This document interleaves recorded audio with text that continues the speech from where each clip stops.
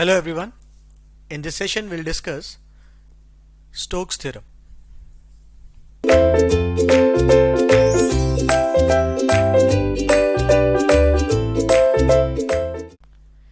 Like we saw Green's theorem where we were trying to form a relation between the double integral of a vector field over a surface and the line integral of that field over the boundary of that closed path. Similarly, the Stokes theorem is also doing the same. The only difference between Stokes theorem and Green's theorem is Green's theorem is a case of 2 dimension, whereas Stokes theorem is a case of 3 dimension. So let's see. Let's say there is a F be a vector field and S be an oriented surface with C be the positive or positively oriented boundary of S with the component function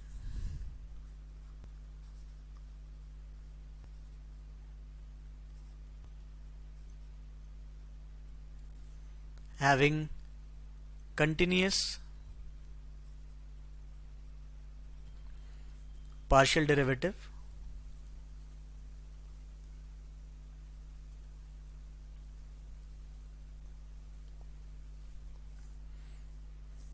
then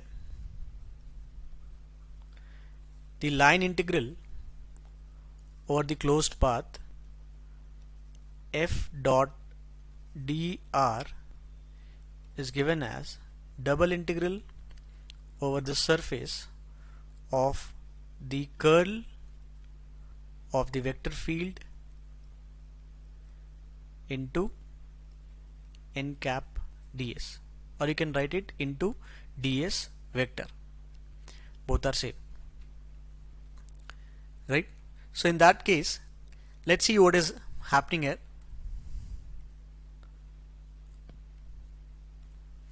Let's say, for an example, let's say there is a hemisphere.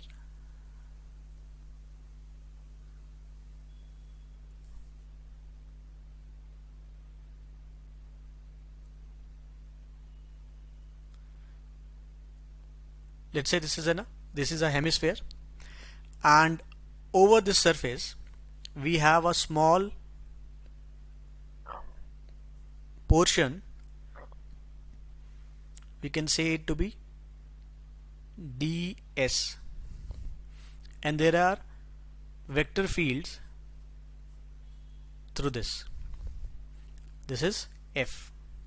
So if this is a surface, obviously we can draw a normal vector which is normal outwards, right?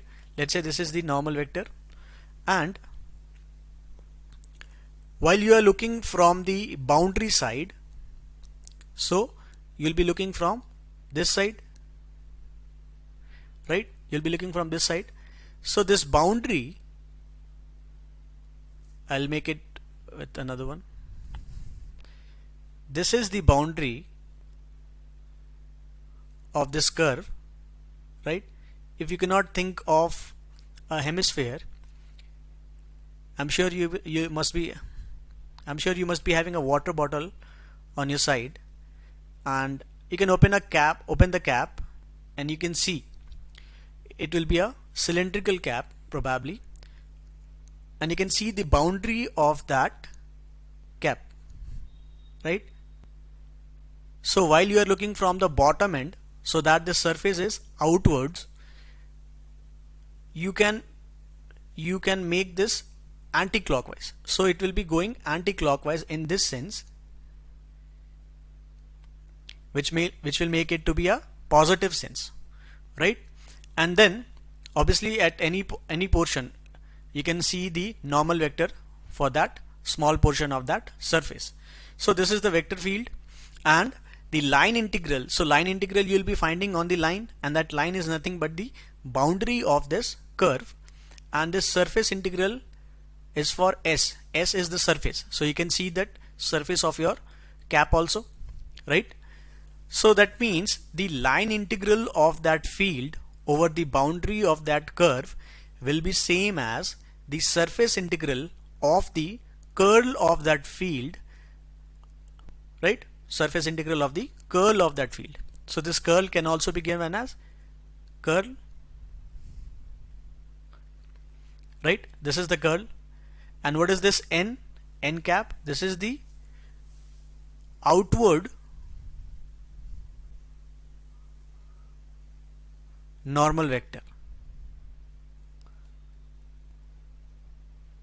This is the outward normal vector. So what you are trying to do is you are doing a dot product of the curl of f with the n cap, and then this surface integral over that surface S. Getting my point?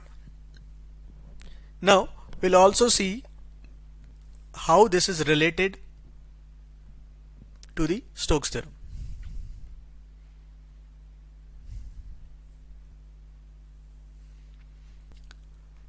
For f is having components, let's say f1,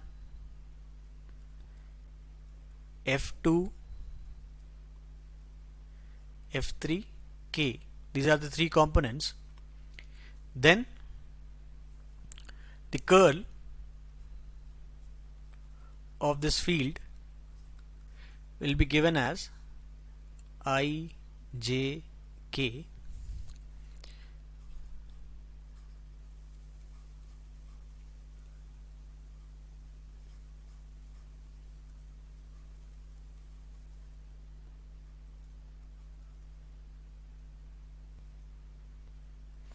This, right?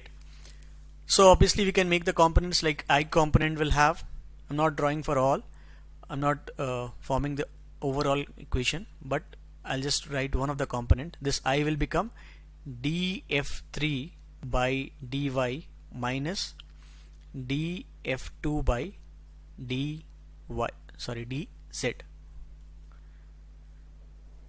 Let's write the entire formula. Then df3 by dx minus df1 by dz plus k df2 by dx minus df1 by dy, right? This is it. So this is the curl. Now what happens in Green's theorem,